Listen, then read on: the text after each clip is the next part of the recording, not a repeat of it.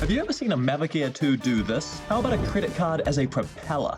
Or what about 5-inch props on a 3-inch frame? Well, today we've got the very creator behind each of these super original projects right here on the show. So please allow me to introduce Adam from RC with Adam. He's an all things RC enthusiast who loves to go against the grain, which actually results in some of the most original FPV content that I've seen in all of YouTube. So without any further ado, let's dive right on into the show. How did you hear about me or my channel? Was it the most recent video that about the It was the Mavic Air 2. I don't know if that's your most recent one, I think. And then I have actually recently seen the mini one ages ago. Yeah, that's right. So okay. I saw that. I actually saw that video when it came out. Like, what was that? Two years ago or something now? Like, I remember seeing that video when it first came out, but like I didn't, didn't ever like see any more of your videos or anything. That was like the only one. And then I found this one recently. I came up on the suggested,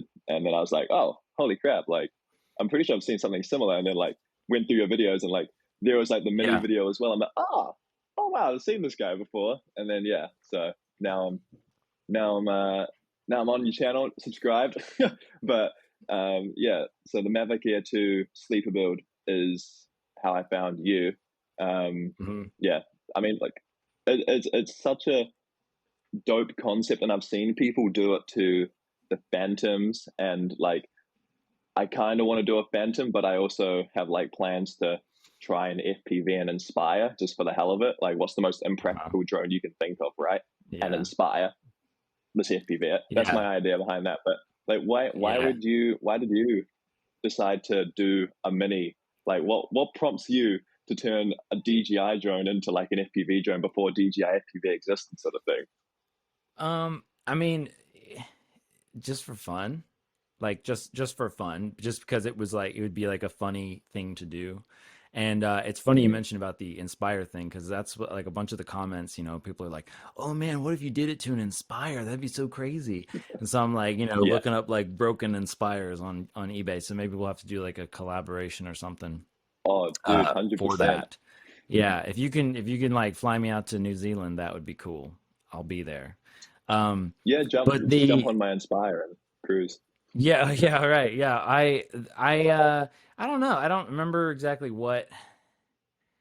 I guess I just wanted to do one of those kind of like funny like fake out video kind of things, like with all the jokes about like, oh, I got this new update, and it's like, wow, it flies all crazy, and like, what's going on? And that's pretty much it. But so like I knew that would be like kind of interesting, I guess, but I didn't think that it would be as interesting as it was, because I just the other day I was looking at the video, and I think it's up to like 700 something thousand views of the mini that I did, and that's crazy. By far the highest viewed video that I have. So it's I wouldn't say it's a one-hit wonder, because I'm not done making them yet, but then so kind of from that, I had always been like, oh, I want to like do it again. And then so I did it with the Mavic Air 2, and then kind of the same thing. And it's I do it because I do it. Sorry, let me silence this.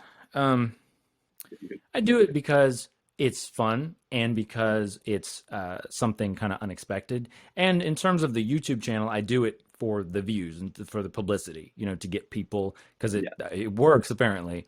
But also to show people, to kind of introduce people to FPV, and introduce people to like what you can do with a little bit of knowledge, and you can kind of do like this crazy stuff, and it seems super just mind-boggling to like somebody who just flies drones that they have not built, or just DJI drones or something like that. So it's just kind of an icebreaker, I guess, and it gets me interviews like this one. So it's just kind of how perfect.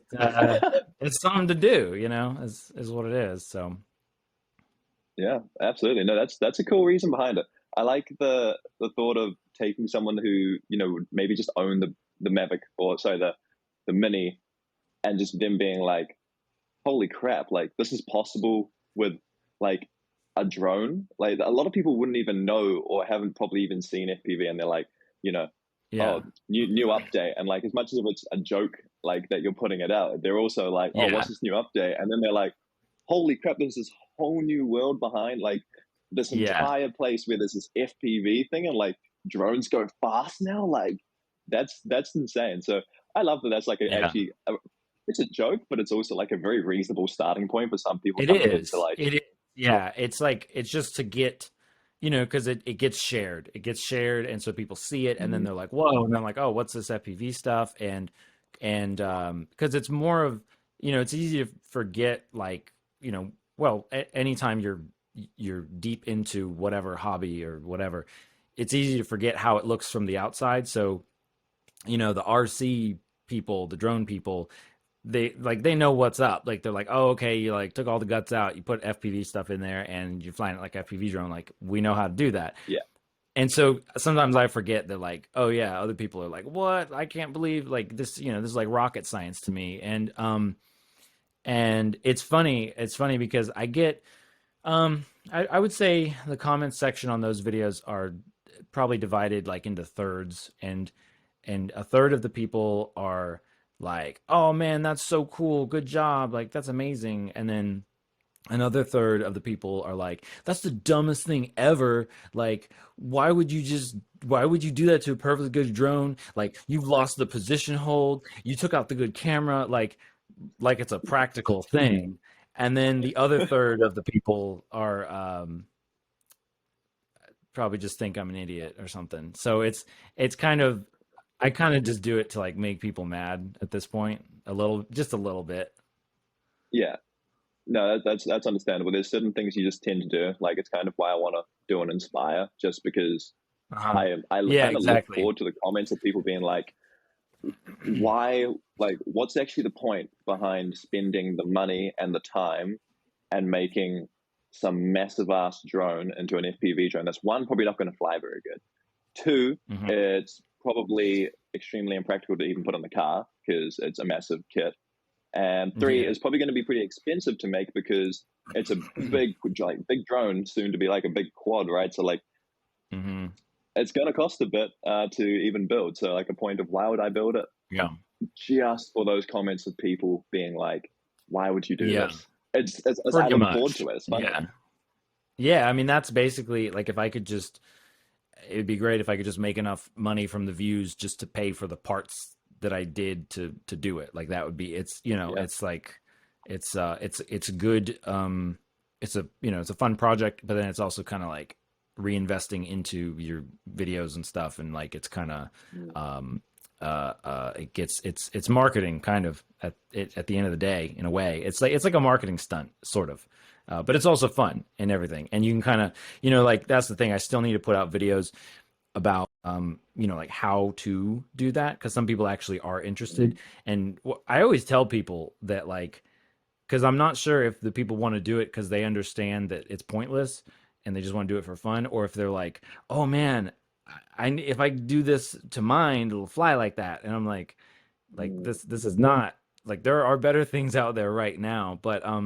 Yeah. But I will be putting out some kind of more like educational videos of like how I actually did it, because I think there are some people that are just more interested in like learning the details, or I guess even if just as like an example of how to build a quadcopter, but it's just like a weird, silly quadcopter.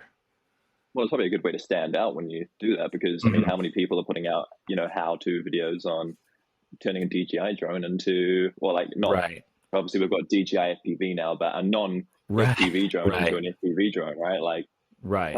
it's kind of a bit of a standout point. And I do want to Yeah. touch a bit more on your YouTube channel too, because Hmm. I think you've got some really interesting stuff. But your project ideas, like some of the videos I've seen, there's the credit card into props video, Uh-huh. and then there's like 5-inch props on a 3-inch drone as well. Yeah. What what do you think that, well, like what prompts you to come up with these ideas? Like, because credit cards into props, Hmm. I couldn't even consider that like as like a video idea at some point. Like, I'm just like, how do you Well, come to that conclusion? um, I think I think I made that one like right as all of the lockdown stuff was happening. And so, I mean, that kind of played into it, but sort of the premise for that idea is like, what if you were like, you know, trapped somewhere, right? Or like on a desert island and you didn't have any more props. Could you make props from your credit, from the wallets in your, or from the credit cards in your wallet? Could you do it? And so I tried that out, and it works. Like I was actually pretty darn surprised that that would like work as well as it did. But um Yeah.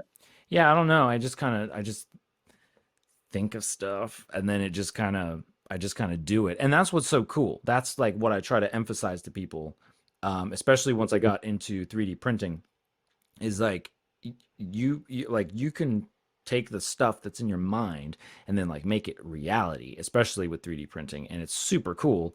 And you know, I really, I guess at the end of the day, ultimately with this channel, what I would like to do is teach people like how to think, like get people to think, you know, and then, you know, along with that, the, you know, the sense of accomplishment and self-worth that comes with, you know, building something or coming up with a vision for something and then trying it out, and then maybe it doesn't work, and then trying it again, or maybe it never works, and then you learn how to deal with failure and that kind of thing.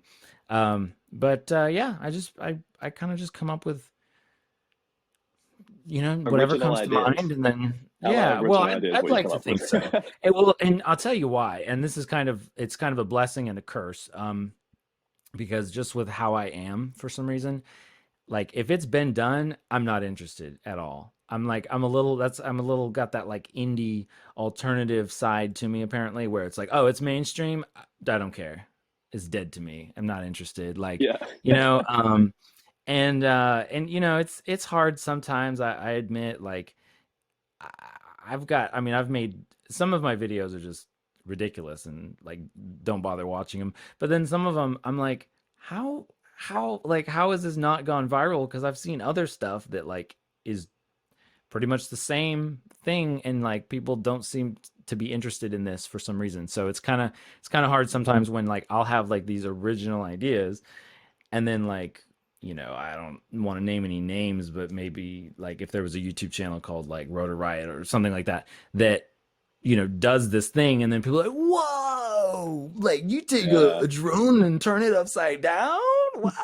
And I do have a video showing how to do that actually, but well, that was actually showing how to do that, because back in the day you had to do motor mapping and stuff, and it was like really hard to get your mind around like what happens when you flip over the flight controller and all this different stuff. So but yeah, I mean, you know, no hard feelings, but It's the I think it's you the know, way of the game with YouTube, because I mean it's like a point of yeah. you have these bigger channels and they've obviously not necessarily been around for longer, but maybe they've been putting out more content that's gained more traction. And so YouTube sees them as like, oh, you know, people are going to watch their videos more, push them. And then they come across like a smaller channel and like, you know, maybe hasn't been pulling as many views consistently. And then they're like, ah, we'll potentially push that out at some point. Because I feel Yeah, the same. yeah. Like, I look at some videos, I'm like, I I feel like this is a very similar type of video, and this has got hundreds of thousands of views, and mine's here like a couple of Mhm, hundred. And mhm. like, I don't think my content's that bad, but maybe hey, maybe it is. Maybe I've got a lot going. That's Yeah, fine if I I do. But mean, I was like, it's just, you know, it's a strange thing. I mean, it's like I always say, which I'm pretty sure I came up with this, but I'll just deny if anybody says I didn't. But you know, like crowds draw crowds. So, and that's just how it goes. And that's why mm, and now I'm trying more to make videos like the DJI, you know, the cursed DJI drone videos, because it, once you get like, you know, 5,000 people to view it, or once it gets a lot of traction quickly, YouTube goes, oh, put the spotlight on this one, and then they're like, hey, you might want this one, and then it just grows and grows and grows and it snowballs. So you know, then when you look up videos and it has, you know, 20,000 views, 70,000, 100,000, then you're like, oh, okay, well, if that many people liked it, this many people must like it too. So mm, you know, it is interesting because it's a very it's it can be difficult to just like figure out really like if your videos are good or not, because it's kind of like people are voting with their views, like about like this is a good video and this one's not.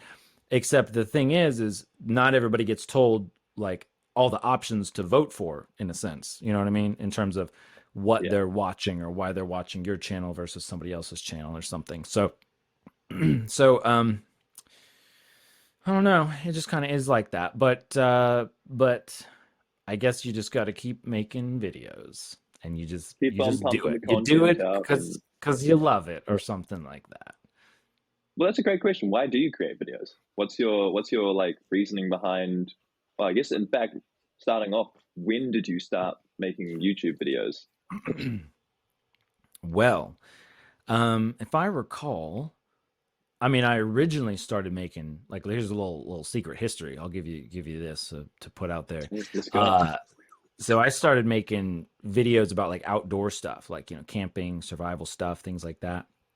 Um, Mhm. Hunting, stuff like that. And that was a channel called Outdoor Mentor.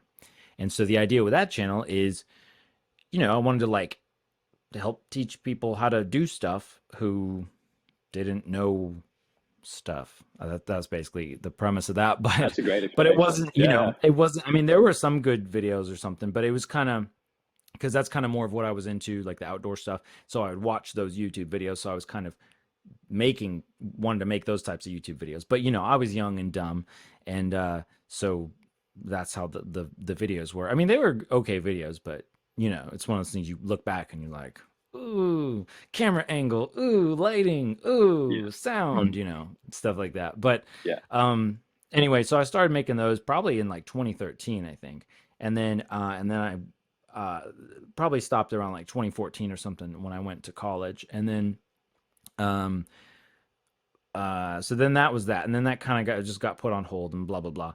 But then in uh well, actually, while I was still in college, I had that's when I got my first drone, the Hubsan X4, and so that's like my first drone related video that I have ever, and I think I still have it on my current YouTube channel. Um, so that was like 2014, I think 2015 maybe. And then once I got out of college, 20, I think it was like late 2016. That's when I really got into the RC stuff, like RC airplanes was what I started with, because I was watching the flight test stuff the whole time I was in college, the whole time I Gotcha. was in school. And it's funny because I went to school in for the aircraft maintenance program. So I do have my A&P, my airframe and power plant certificate. Um, but it turns out that that's not what I like doing, because I like building things and creating new things instead of just repairing old Yeah. stuff. So that's anyway, 2016 is really when I started uh kind of making RC related videos. And then I don't know. It was probably like a year. Well, it was like maybe like 6 months later than I got into the FPV drone stuff, just really basic stuff. And then actually, that's what kicked off making like tutorial videos and helpful videos. And I didn't have like the RC with Adam name figured out yet, but that's how I started making those, because I could not figure out how to get my Wizard X220 to freaking fly, because it's like it's a whole different world with the drones, the FPV drones, than with the RC airplanes, and especially at the time. So I was very confused. I had it for like a month, and I was like, I'm gonna figure out how to get this thing working. Like I'm Heck gonna yeah. figure out. And but it turns out I had no idea what I was doing, because I had like the wrong like I had like a Spectrum transmitter, and the receiver was like old and it wasn't the right kind, and you had to do all this firmware stuff. So anyway, once I figured that out, that's when I started making Wizard X220 and Fly Sky content, and that's how that started. So I think that was probably 2017 is when that started, and then it kind of grew from there. So I guess the short answer of why I started making videos was to help people with RC airplanes and drones and the troubleshooting and getting people up in the air and just getting them less frustrated and you know more flying and less frustration. And Yeah. because I could feel that, I was like, why is it so hard? And I felt like nobody was explaining it like that in a helpful way. I mean, there was Joshua Bardwell, of course, um, but it was still like, I don't know. So anyway, so that's kind of how I got started, like explaining things in the way that I do, and doing tutorial videos and things like that. Yeah. Sure. I mean, yeah, I guess like you look at it, Joshua Bard was only one person, right? There's only so many questions he can answer. And then Yeah. we've also got to like consider too, you and I probably understand things completely differently to how other people understand things. So when we're looking online and we're like, how can I figure this out? It's like there's nothing out there that clicks with my brain to actually make me figure it Hmm. out. Like I just tried setting ELRS up for the first time ever, and Uh-huh. I like put out a real quick short, but oh my goodness, it took me 5 hours to set up the module to the drone, and I just Yeah. it was the worst experience Oh ever. my Like gosh. genuinely, that was awful. And I was watching every damn video. I watched Joshua Baldwin's 40-minute video. I watched like another 30-minute video. I'm Yeah. just like, I don't know what I'm doing wrong here. But there was like so much frustration. I've got like this little group chat with some friends of mine, and I was just like Yeah.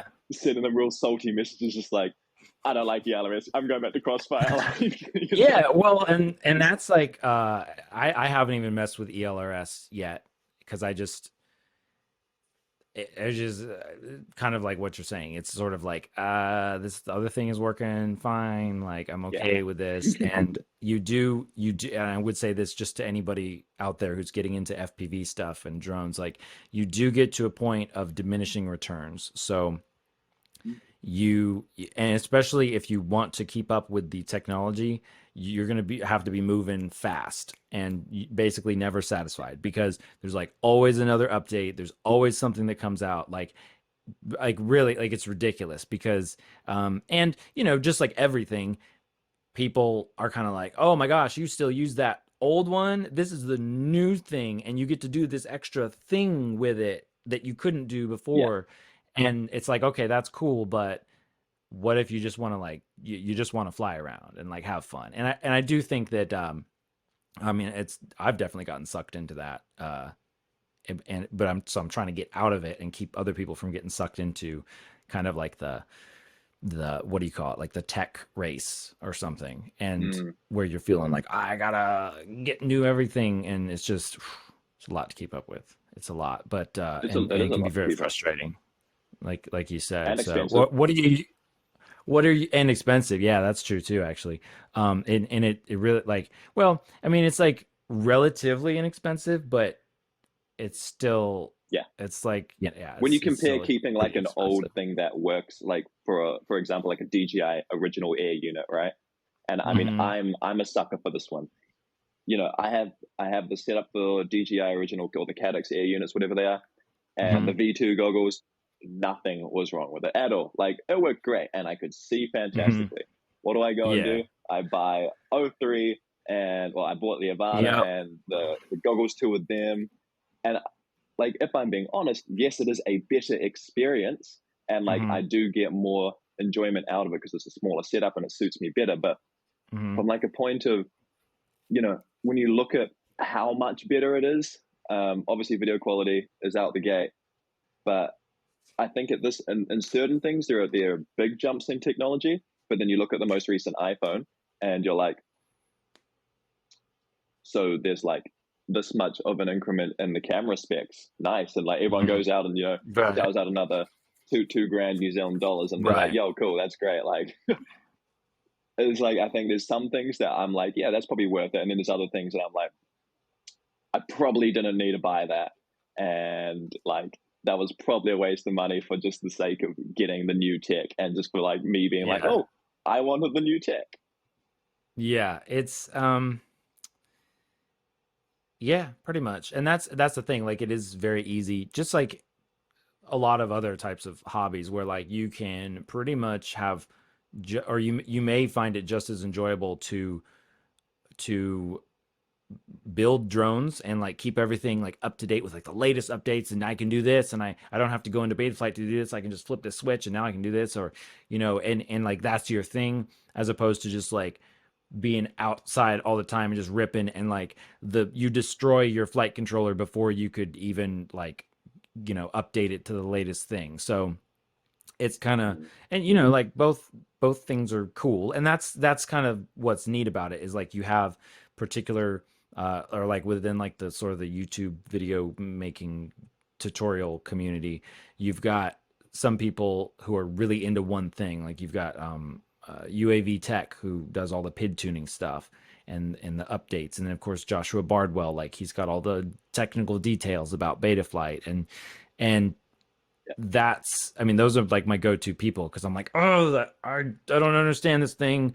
I don't get why it's doing it or how to update this thing. Like I'm gonna go to the nerds and like let's see what the nerds have to say. And like I'm a nerd too, Yeah. but I'm just like a different Absolutely. level of nerd, I feel like. So Yeah. and yeah, I just went through I'm just now getting into the O3 air unit stuff, because I was kind of like holding off a lot as well. But now, and I just launched, or pretty much just launched, my professional drone video services. So I have another business called Performance Drone Media, and so I'll be doing drone video with the DJI drones and stuff, as well as the FPV drones, and indoor, outdoor chasing, all kinds of stuff like that. So I'm like, okay, Awesome. it's for business, right? It's a write off. Like I'll just get whatever I need to. So Yeah.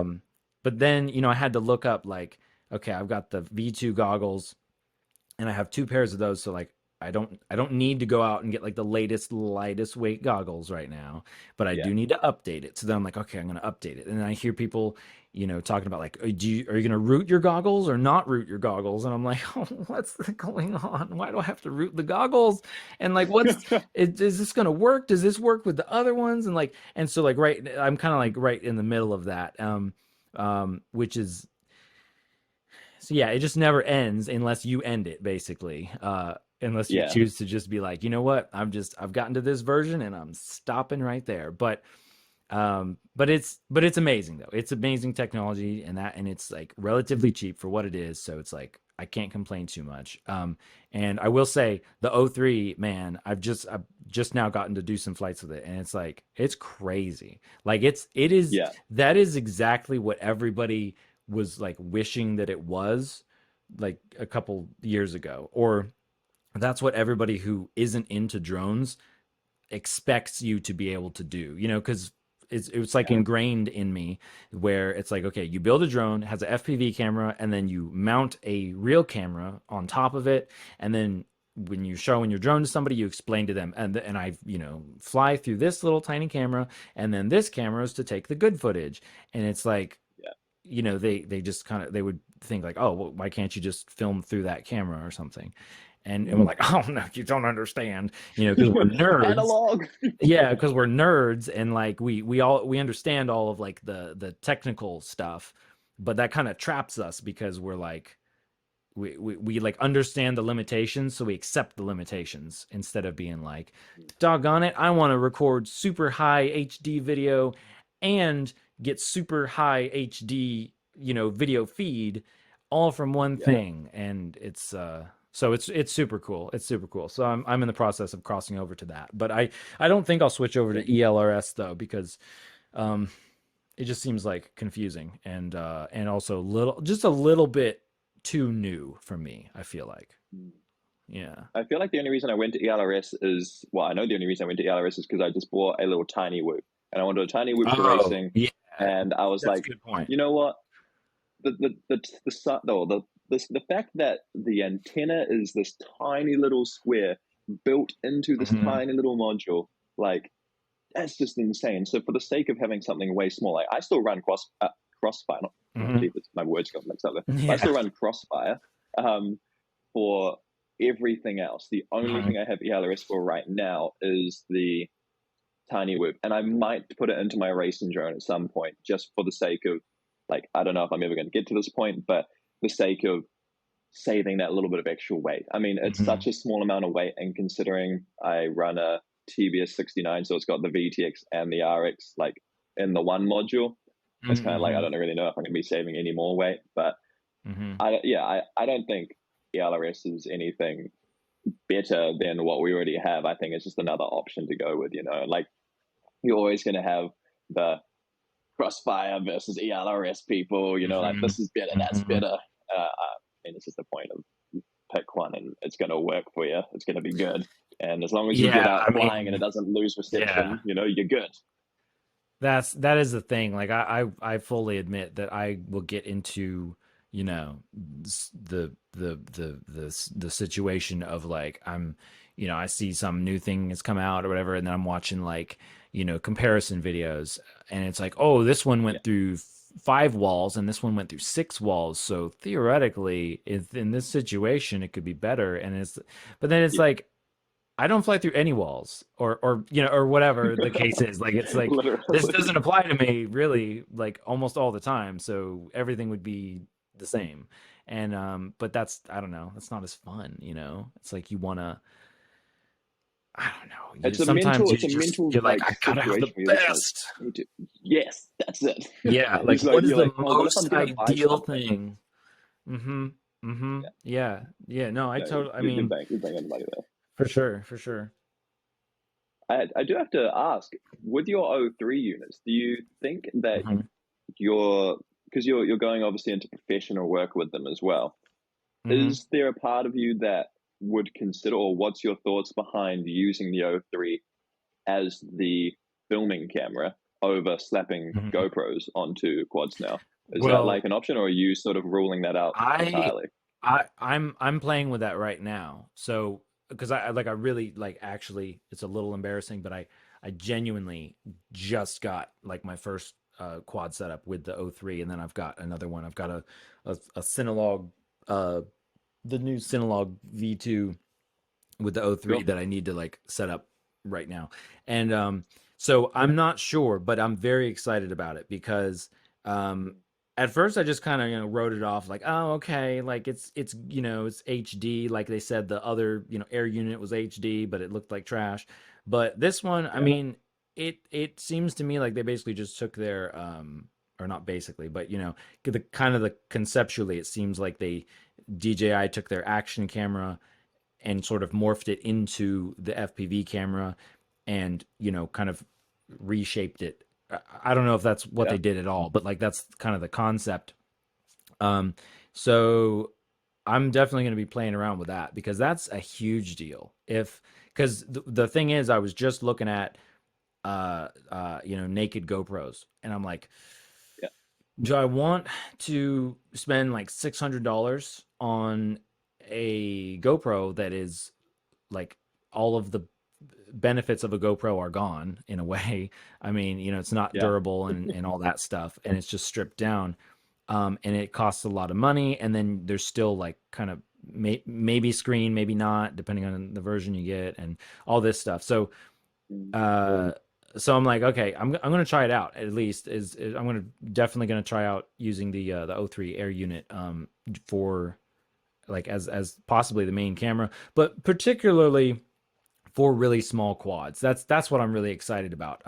Like the little tiny Cinewoop type of stuff where you can fly, around people or indoors, and it's much, it's lighter, it's and kind of safer in that way, and you get more flight Yeah. time. So yeah, it's a big deal. I think there's a lot of potential there, and if you search like O3 Air Unit, flight footage, you'll see videos that are I don't know if they're like sponsored by DJI or what, but people that have some crazy amazing footage, and it is supposedly taken straight from the O3 Air unit. So seems pretty cool. Yeah, it is very cool. I'm excited to hear what your thoughts are when you do get around to testing it a bit more. Because I mean, Mhm. there are certainly, and you'll notice that there are certainly differences between GoPros and O3, and that's kind of to be expected when you look at the size of an O3 camera Mhm. to the size of a GoPro Mhm. camera, right? But then when you like consider all the extra things you have to do for a GoPro and all the downsides that a GoPro has, and Mhm. the Yeah. upsides that the O3 has for even like for me, my Hmm. big one was travel and traveling with a GoPro. And you got to remember another SD card, another battery, and Oh, another set of ND filters. Like just that yeah. extra stuff is something that I didn't want to think about. And so O3 is kind of like, can I take a little hit in quality, just a little hit, Hmm. and can I work Hmm. with that? And if yes, then yeah, I'm Yeah. Yeah. a massive advocate for O3.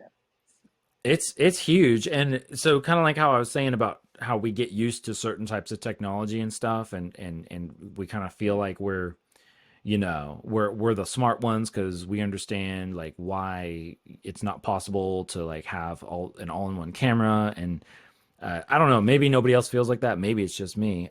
I don't think so, but I feel like that. kind of in that way, it's like I wanted to not accept that this O3 camera could do that. Like I wanted to, because I Mm, guess, well, I guess what happens, when you come into this hobby or this, field from the RC airplanes and like home built FPV analog drones, you, I don't know if it's mandatory, but you sort of have this like hatred for DJI, You're like, oh, DJI, curse them. But really, like, they make amazing stuff. And so it's like you hate them, but like you buy it anyway and you use it and you pretend to not like it, but really it's like amazing. So I think there was a little bit of that at first, but now, and especially since I'm more interested in doing it, professionally, which means, you need to, you need to, have a lot more, check a lot more boxes, and you need to be able to, fly in different conditions, and you want to have the best, visual quality and all that stuff.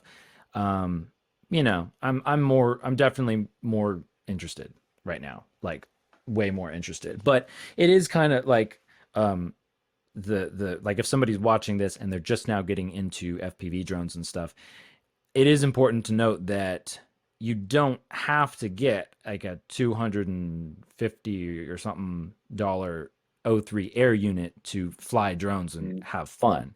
Um, it's probably one of those things where if you do get that at first, you'll never be able to downgrade because you just will think it's so bad. And that's what everybody said to me about when I first went to DJI, the original previous version, whatever, yeah. digital FPV. They're like, oh, it's so good. Like you won't be able to not buy it if you try it.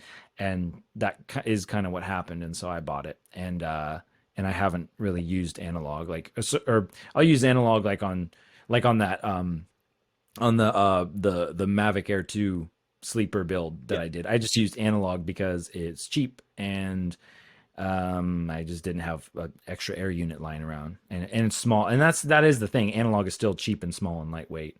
And I mean, I guess the other Mhm. stuff is too, but anyway, I digress.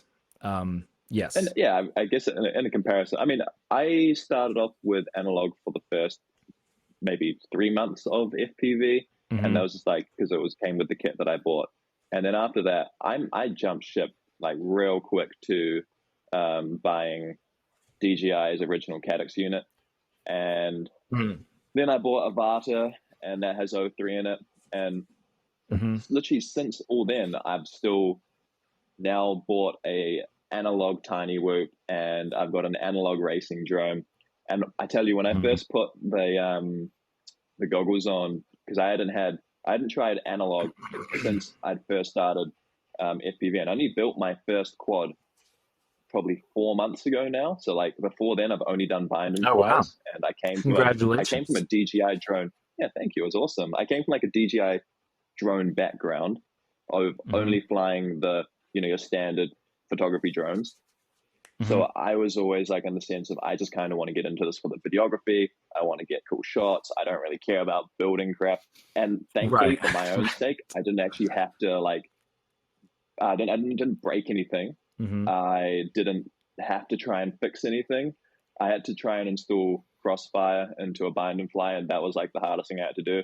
Which Hmm. doing it was actually pretty difficult, having no knowledge. But Hmm. then building my first quad, and it's funny. It goes back to what we were saying, like originally, that feeling of when you accomplish something, like having made a drone and then flying it and it flew. I was like, whoa, this is insane. I built this. Yeah. But then also putting analog on, I was like, oh my God, I don't know if like, I don't even know what I'm looking at on a Yeah. real level. I looked into the goggles. I was like, how do people fly like this? And now I can Mhm. put them on and I'm Yeah. fine. But like, it was genuinely, I've never had such like a mental block of just like being so used to digital and then putting analog on and just being like, huh, I don't know how I'm Yeah. gonna fly this. Like it was just a genuine fear inside of me. That's But funny. Yeah. man, That's yeah, interesting. hey, Yeah, analog going analog like the still other way. works. Yeah. Well, exactly, right. I came into it from a DJI perspective, and I think that's probably a reason why I've always been a bit of an advocate for DJI. But I Mhm. also look at it, I'm like, hey, DJI have got the most money in this industry because they are some of the best manufacturers around that create normal drone Mhm. technology. And they're always on the forefront of things, always creating new stuff, which is, in my opinion, some of the best drones around. I'm like, I'm not afraid. I'm not scared to have them come into FPV. And like, I think everyone's big thing was like, if we have this big industry leader come in, they're gonna take away all the fun of the hobby. But realistically, they just help get more people into the hobby, which then puts more money into FPV, which then brings us Right. even better Right. stuff, And like that's sort of my Right. perspective on it. Because I'm like, the more money we can get into FPV, the more mainstream it can become. And I think the more mainstream it becomes, the more popular things become. Drones are still fairly new. Not everybody has a Mhm. drone.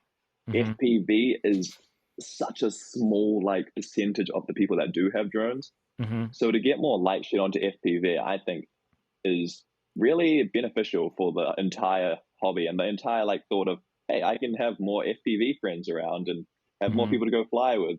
More people can come to races and or more people can just come watch and be like, oh, that's a cool thing that you do. Like I don't know, that's sort of but that's coming from the DJI background coming into things Right. versus starting off like I think a lot of people, and probably like yourself, starting off building your own drones and it being a really hard, difficult process to learn Mhm. versus me coming into it. I had, I think, an easier process, an easier learning curve.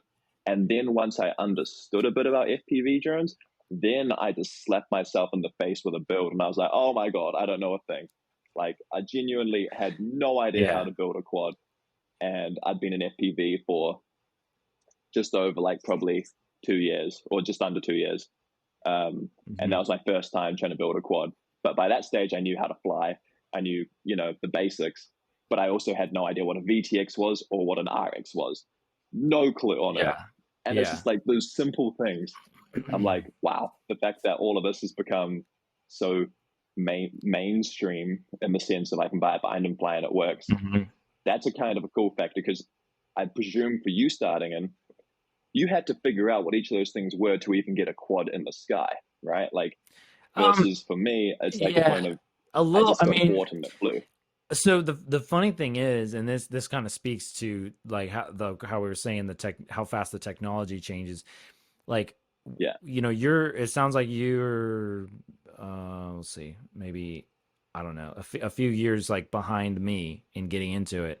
But a few years is like a major difference in terms of like the Mm. technology. But here's the thing, like I can't be like, oh, I'm some OG. Like I used to build drones out of popsicle sticks, except I did actually do that. So you should go look up that video. But like I can't be like, oh, I remember when like we had to like, take apart Nintendo Wii controllers and like make a thing. And Mm. I'm fine that I didn't have to do that. But I did when I was coming into it, like we were still using like separate individual ESCs and everything was analog and all that stuff. So um so it but it wasn't that hard for me. I mean it was hard, but it wasn't like uh you know what I mean? Like it was still actually I wonder if It it was was still a like good learning curve. about as hard as it was for you coming into it. I don't know. That's interesting. Um, but yes, it was a learning curve for sure. But I did sort of like, yeah, start out with it. Actually, you know what? Okay, I got to be honest here. My very first build, I think I have a video on that, but the very first build, I actually did use a 4-in-1 ESC stack. It was like this crappy fly color um, stack, and I think it was like only up to 4 cell, of course. And I think I used like these 1806 motors, which are like super pitiful by today's standards. Um, and so, I wired those up directly to the 4-in-1 ESC. And then what did I use? I probably used Fly Sky receiver and stuff like that. So, um, yeah. So I even I feel kind of like I had it good compared to like even just a year prior to when I was in it. So it's really crazy how that is. But yeah, that's an interesting thing, like it's just always how there's that kind of that clash of like new versus old, like the people coming into it.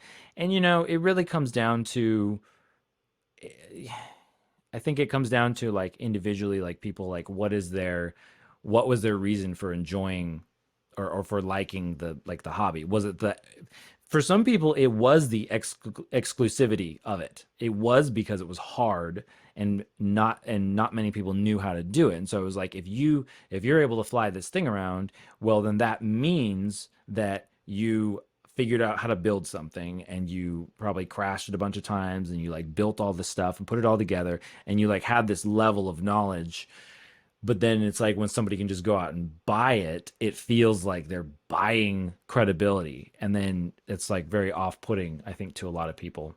Um, and I mean, I don't care for all the drama and politics of anything really, but it's Yeah. but that does tend to come up sometimes. But so I guess like it's ultimately it's like, is it something where like you want it to be like you have to like go through this process to become one of us, or is it just like, oh man, it's even easier that you're one of us now, cool, like this is great, like come on in. So I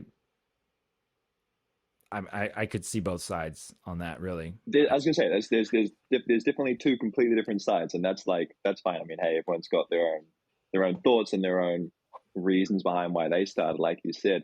But if you were to put yourself into somebody's shoes right now, like in today's world, what are you telling them, or what are you suggesting that they should do to start? Okay, super quick interruption here. If you want to support the podcast, the absolute best way to do that is through my Patreon. There's a link down in the description box below. So if you feel like you're getting some value out of this, or you just want to help out, head down there. You'll also get access to the behind the scenes, plus early access to some of these podcast episodes. So thank you for those that do support me. Let's get on with the episode.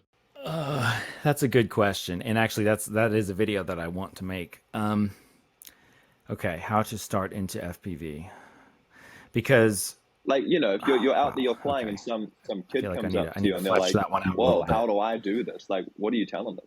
Okay.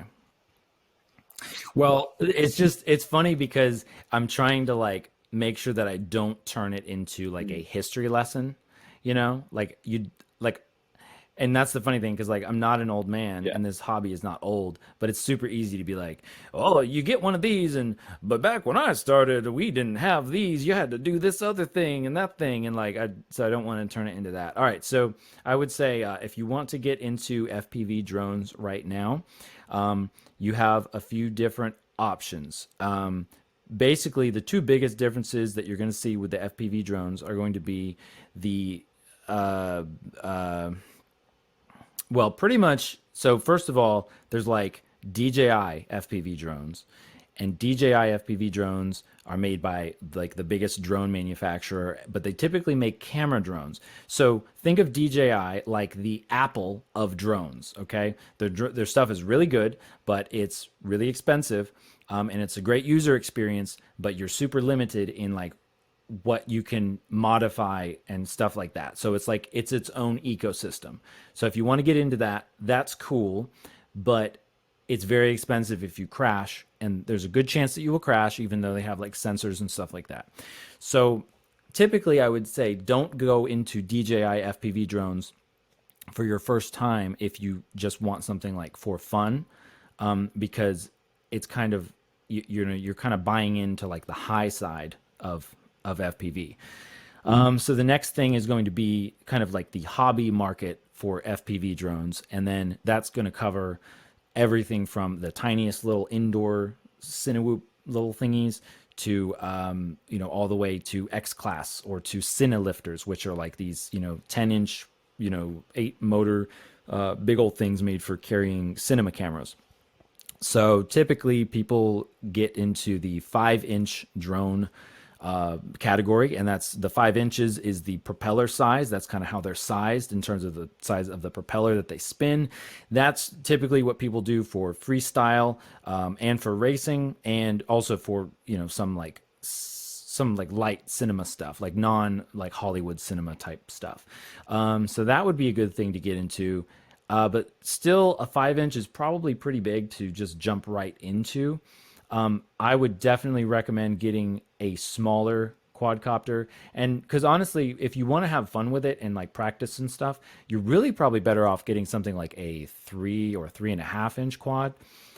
Those are actually really popular now also, and especially with the O3 air unit, if you want to do that, then you have like everything you need ready to go, and you can start making freestyle videos and stuff, which is pretty cool. But that does up the price in terms of like total cost, and then that would also be getting into the digital FPV system from DJI that DJI makes for FPV drones. Okay, so then I would say really what you should do to actually learn how to fly the drones, get a simulator. Get a simulator for your computer. There's a lot of them out there. You could do Velocidrone, you could do DRL, Drone Racing League, you could do Liftoff. I've been just now trying Trip, I think it's called, TRYP. That simulator, that's a good one. And then there's also really cheap ones like FPV Freerider, and that works well. So get a transmitter and then connect it to your computer, learn how to fly on a simulator. That's going to save you hours and hours and probably hundreds of dollars in crashing and LiPo batteries and all that kind of stuff. So I would say definitely get a sim, get a get a small quadcopter to start with, maybe even like an indoor quadcopter. Or if you really aren't sure about if you want to do the FPV thing, just get one of those little tiny indoor FPV quadcopter kits, and like from Emacs or Beta FPV, and then you can at least get like a feel for that. And that's going to be analog video, so it's going to be cheap and it's going to look like a 1980s camera, but that's kind of fun sometimes. And but it's going to be cheap and it's going to be lightweight, so that's a good way of like just getting into it. And I think that about sums it up, except for everything else that I left out, which is like hours worth of things. Does that answer your question? It's really actually refreshing to hear.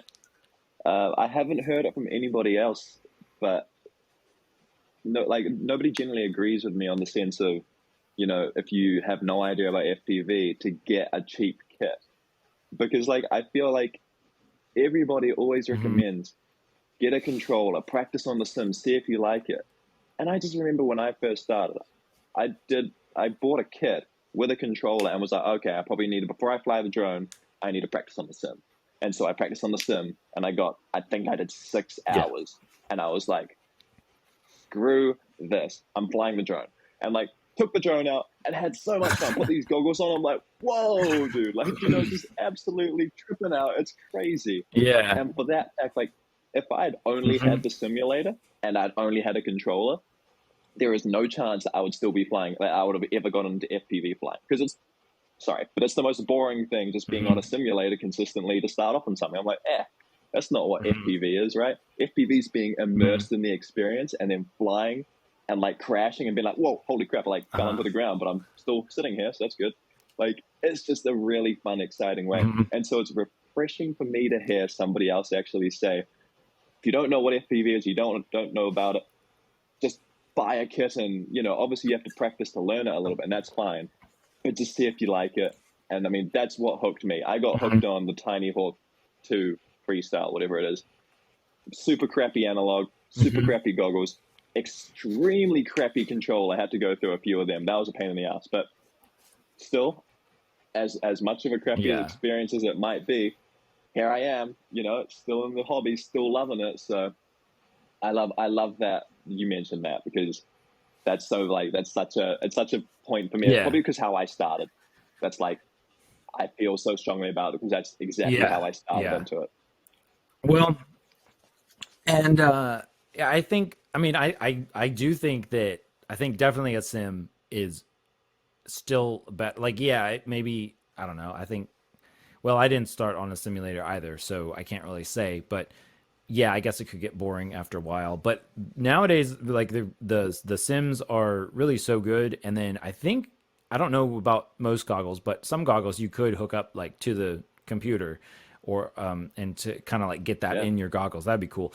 But yeah, I think that's like a really good point about getting like a cheap kit, because it's everything, like probably like the more thinking that you can take out of it and just get straight into the fun, that's like the goal. And I think that it gets, especially if you've been in the hobby for a while, like it's really easy to get way too technical, way too fast, because you're thinking about all the things that you think about now. And you're like, oh yeah, oh those transmitters are trash. You got to get a TBS Tango. Oh yeah, the VTX is horrible. You want this, blah, blah, blah, blah, blah. It's like, no, I just want to like fly a little toy thing around and like crash into stuff and then figure out stuff. Yeah. Like that's really what you want, and that's what gets you hooked.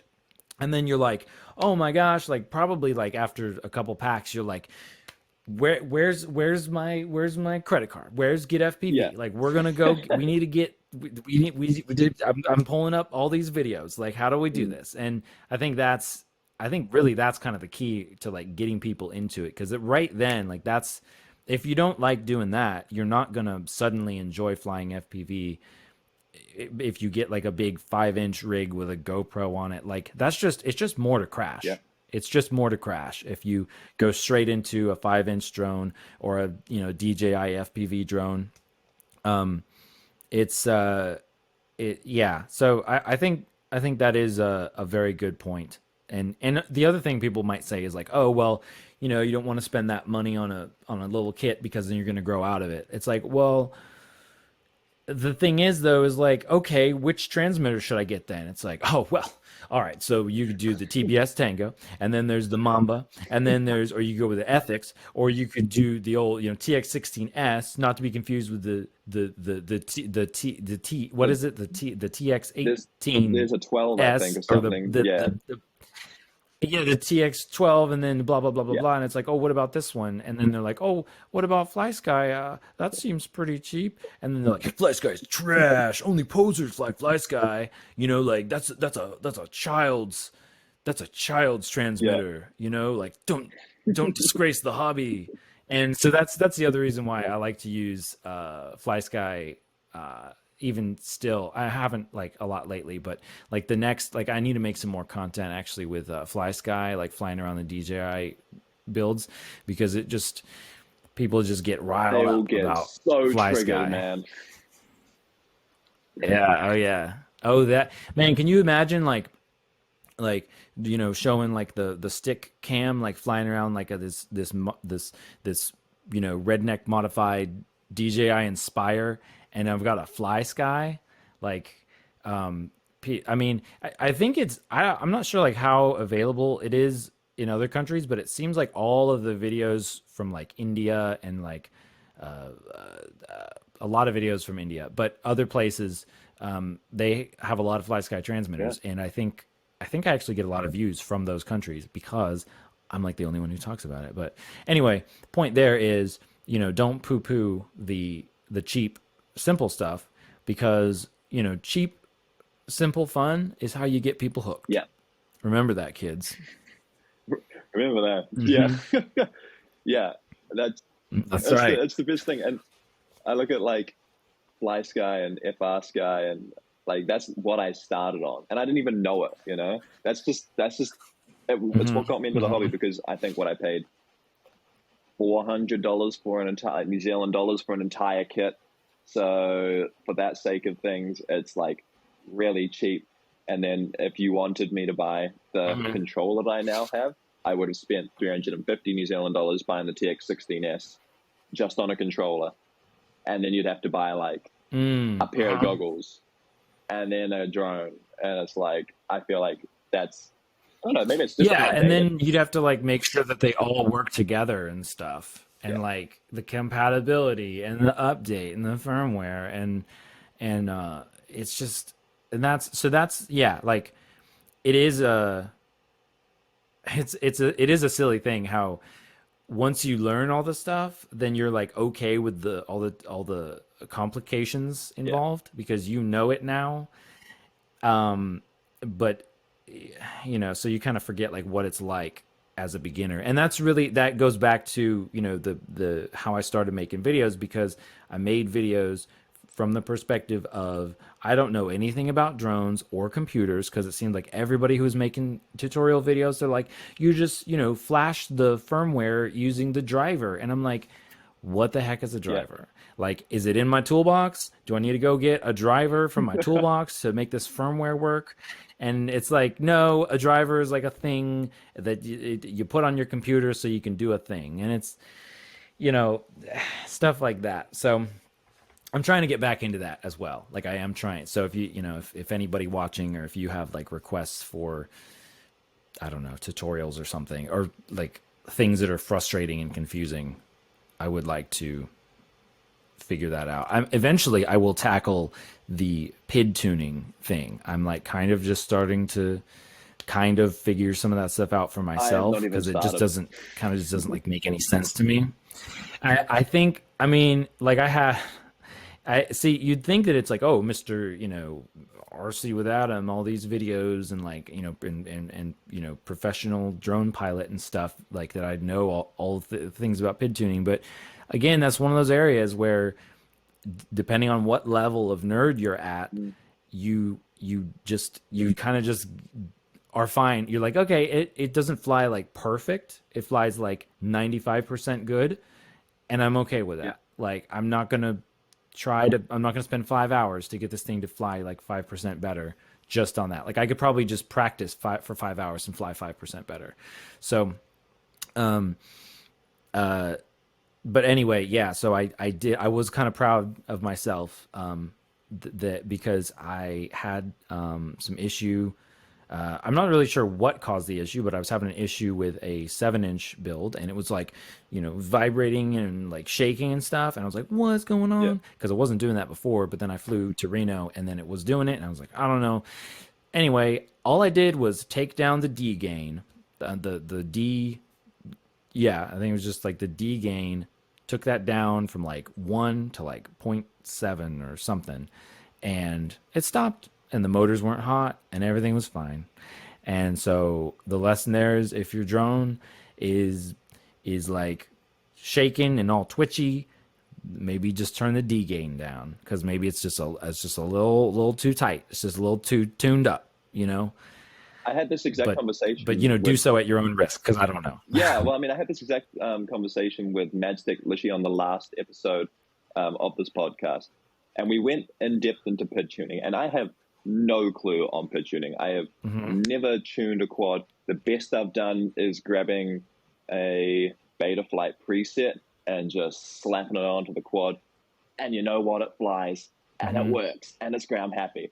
But we went into a little bit in depth into it just for the sake of trying to understand it a little bit. And Ian from Madstick said that he had a video, or that he found a video on YouTube.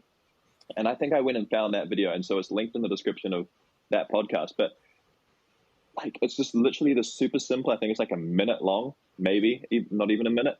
And it's this like, it's this dial that's like sort of ticking sort of back and forth, like, and he's got the three little knobs to adjust it, and everything makes so much sense. He's got the P, the I, and the D, and he like adjusts each of them singularly, and you can just see like on this little dial thing, the speed's changing, the dampening changing, like the spring changing. And I was just like, this guy didn't say a word in his video. And I like kind of think I understand PID tuning a little bit now, versus I could go and watch like some big long tutorial on it.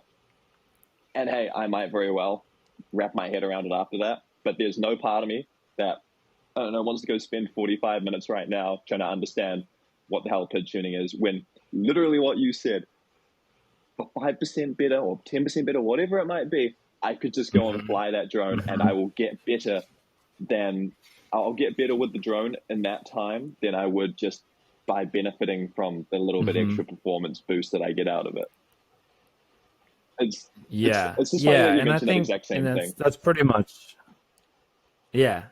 Yeah, and it's I mean, I think really the main reason why I would use it would just be for, you know, like for custom builds where you kind of know you got to do something to it because of, you know, some kind of weird build or, you know, something strange about it. But I mean, it is amazing how well quads fly. Even a quad that doesn't fly that well, it's amazing. It's so amazing. And then also, I mean, if you're making, you know, if you're, you know, filming, especially professionally, as opposed to just like ripping around with like freestyle videos, it's crazy the level of image stabilization and how you can smooth everything using, you know, the Real Steady or the Gyro Flow. Yep. So like even from that perspective, from like a professional, you know, delivery perspective, it's surprisingly not that important that it flies like super perfect. Like, yeah, like, is that the goal? Yes, the goal is for it to fly as good as possible. But, you know, if like you got other things to do in life sometimes, you know, so you can't like always be like, oh yeah, I got my quad like just right.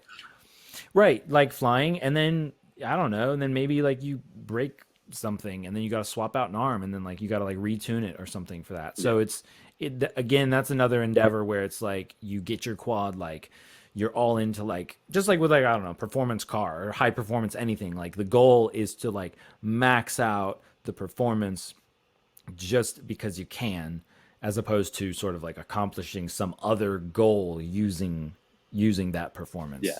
But it's, you know, it's cool though. I mean, it's still cool. It is. It's cool that other people do that, and then I can just like use their preset or something. I know, right? Just take all their hard work and just slap it on and go out for a fly, which is actually another question I have. How often are you getting out to fly? Like going outside and ripping around? Yeah, that is kind of an embarrassing question, to be honest, or an embarrassing answer, because I mean, now, like, I'm right kind of in the middle of like transition from different things and stuff, and starting things and stopping other things. So it's going to be more. It's going to be more, but surprisingly little. Okay. Surprisingly little, and that also is where flying on the sim comes into play, also, because that can be very helpful for stick time and such. But no, not definitely not as much as I want to, you know, and definitely not as much just for like fun ripping around. You know, a lot of times when I get out, it's because I'm like testing something or you know, reviewing something, which I'm not really doing reviews anymore because I realize I hate reviews, and they don't work well for me for the channel, and so I won't be doing those. But yeah, surprisingly little. Also, well, I don't have like a group of people that I go out and fly with. That'd probably be different if I had even like one person who also flew FPV drones, because then we'd like go out and fly and stuff. So it's pretty much just me. So it's not something I get to do every day, I would say. Also just because of like where I live and stuff like that. But that will change soon, hopefully. But what about you? Do you get out much? Yeah, I definitely do at the moment. I've been going out daily, multiple times. Oh, nice. Yeah. But that's for a video that's coming out in like probably half a month's time. But yeah, so there's reason behind it. But generally speaking, I'll get out like probably twice a week. And it's probably going to get more now that I've got the little tiny whoop, because I can just boost up a couple of batteries, pop the goggles on, and just literally go to my backyard and it's great. Like, you know, that's and fun. I still want to. Yeah, I'm still trying to do that. Like, I do have a tiny whoop, or I have that like an old Emax Tiny Hawk, I think it is. But yeah, I've got to get that like up and going and like, so, like ripping around and stuff. I just need, it's just, it's lame. It's lame. Like I hate saying, admitting how little I go out and fly because it's super lame. But it's ironic because it's like, it's just I think Joshua Bardwell said this one time or something, but like if you're a review channel and you like review stuff, like you review drones, like you don't, I mean, part of that is you have to go out and fly them, but like, with me like making videos about drones and RC stuff and things like that, ironically, sometimes I'm just editing a video all day or I'm, researching stuff or I'm building something. So it's actually kind of funny how that how that happens, I but feel you there, man. yeah.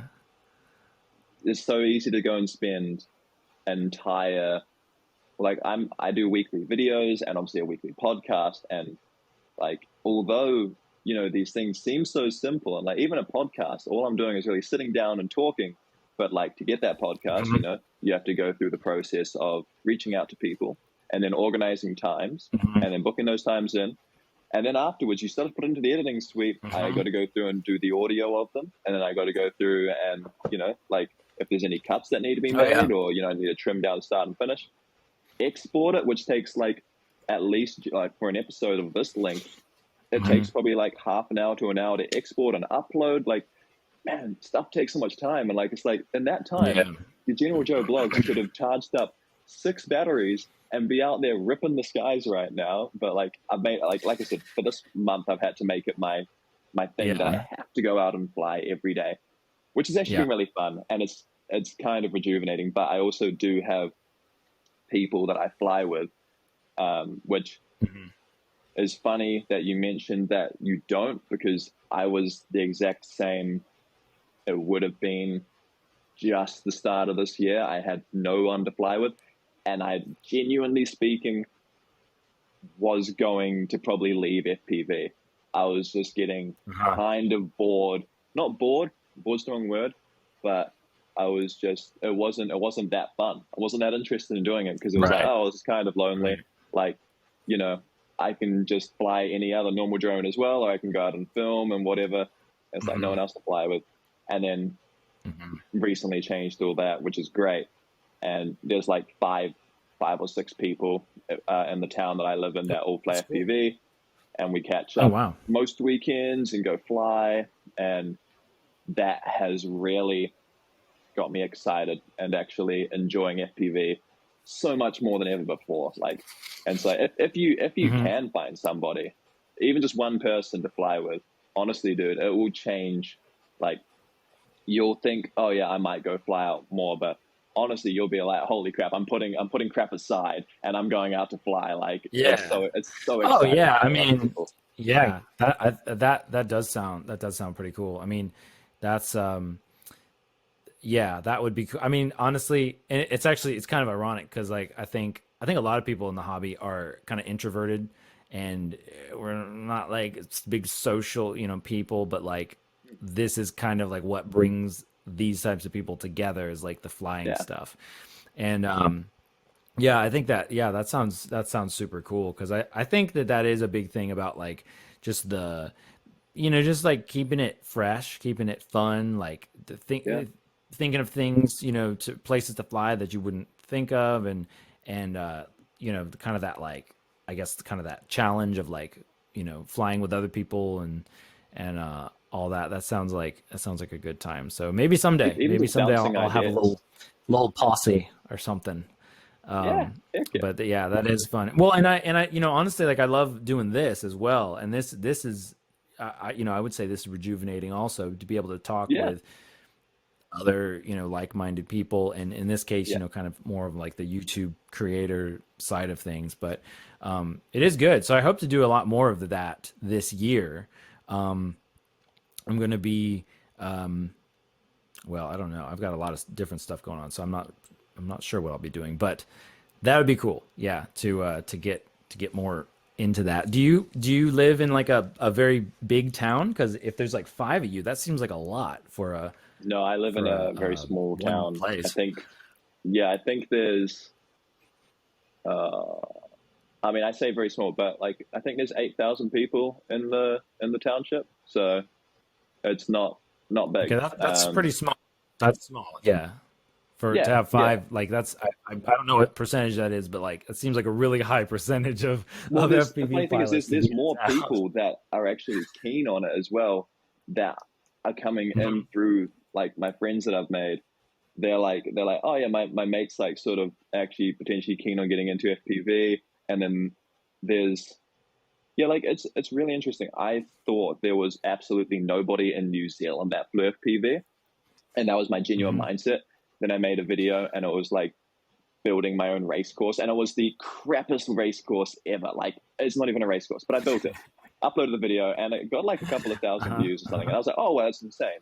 From that video, I then had people reach out to me who live about 5 hours drive away, 5.5 hours drive away, and Mhm. basically, I kind of got like invited to come along to, or not, yeah, I guess invited to come along to the New Zealand Drone Racing Nationals. I didn't even know they Oh existed. wow. Went along to that. Yeah. Didn't fly, didn't like race or anything because I can't race, but I went along, just filmed some content, had a great time, met Mhm. probably 20, 25 people that came from all around New Zealand to come race at this event. And even from Australia as well, which is really cool seeing more international people. And then from there, I then went back 5.5 hours. So that was a 3-day event, hung out, met new people. That was insane. I'd never seen an FPV drone fly without me flying it. So that was pretty rad to see as well. Oh yeah. Then went That back, is cool. yeah, it's a rad experience. And then came back here to where I live. And I think it was on Facebook. I was on a group, and literally it was like 6 weeks prior, somebody had posted, hey, is anybody else in Wanaka, which is where I live, anyone else in Wanaka like keen to catch up for a flight? I was like on some New Zealand FPV page, and I was like, hope I'm not too late to this, but I'm in Wanaka, like 6 weeks later, I'm in Wanaka, keen to catch up. And then literally that was February. That was in February, and now Yeah. that's gone from just catching up with these two guys to now being really good friends with them, and also having another 3-4 people come into like the little group, and it's rad. Wow. It's like it's Yeah. just a weird, but like it That's all happened so cool. quick. What are we? We're only June, right? So a few Yeah. months, and like it all went from me actually thinking no one else existed in this hobby to then finding like people who fly, and it's like, where were you guys Mhm. like a year ago? But obviously they were there. I just somehow couldn't find anybody. So I think once you find somebody, they'll have like a connection, and there'll be like a connection over there, and then somebody else will be like, oh my god, do you fly? And it's like, yeah, oh wow, I fly too. Yeah. So once you start Yeah. bouncing off other people, man, like it just keeps on growing pretty exponentially, which is insane. It's weird to fly with like 5 other people surrounding you. Yeah, that is weird. I mean, that would be weird, and it's funny because, like, and I think that's why well, I mean, originally like the flight test videos, but then like the Rotor Riot videos are Mm, so popular because there are so many. Yeah, I mean, there are not that many FPV drone pilots compared to other like sports and stuff and other hobbies, and so it's kind of like it's neat to like see that like like a group of people going out and flying and stuff. yeah. And so yeah, that's great that you kind of like found other people that actually do that. And like, They were they came did they out of the just get blue. started too, or have they been like doing No. this like secretly underground for years or something? Well, essentially, one of the guys, like one of the two guys originally, he started. He's one of the guys that started by pulling the Wii controllers apart and building Oh like wow, yeah. from that point. And so he's been in it for a Mhm. very long time.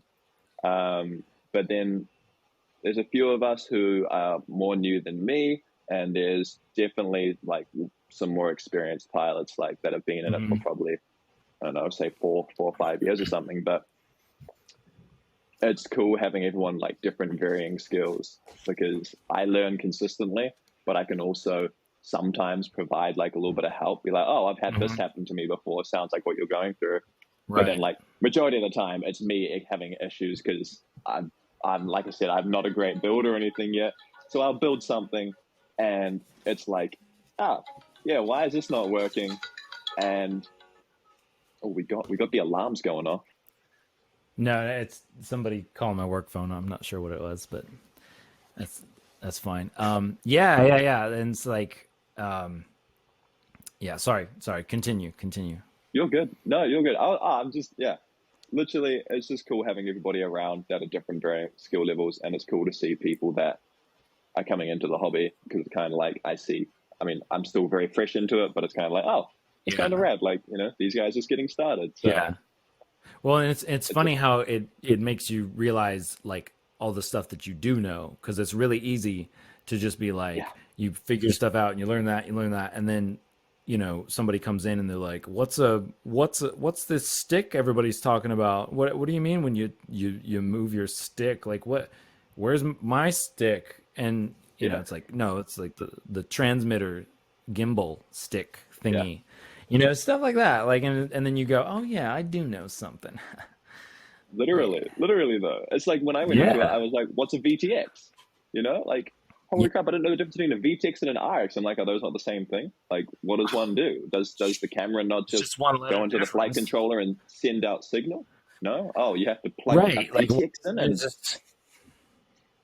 Yeah, or like my big thing, and that I want to tell people, or that I still want people to know, even though it feels like as you progress in the hobby, it feels like everybody knows the stuff once you know it.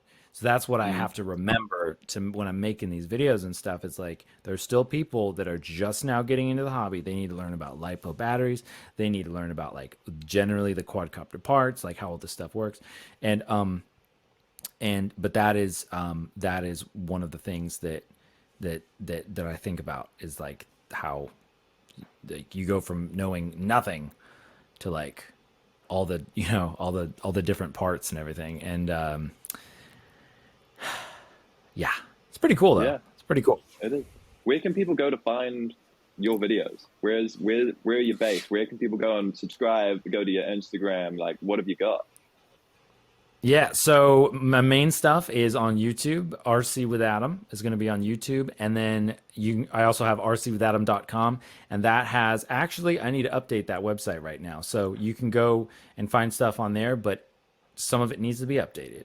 So hopefully I'll do that by the time you go see it, but probably not. So just note to self, update the website. That's right. Okay. And then you can also check me out on Instagram, RC with Adam. I think I'm on Twitter, but I don't do anything on Twitter. I just put it on there so that it gets out into the internet. And then also on Facebook. I am going to be getting more on Facebook.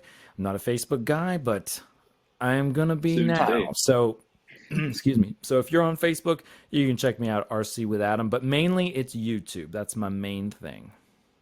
Oh, awesome. Well, all those links are down in the description box below, so sure we can go and find you there. But thank you for coming on today. Do appreciate your time, and yeah, really, really thanks for coming on.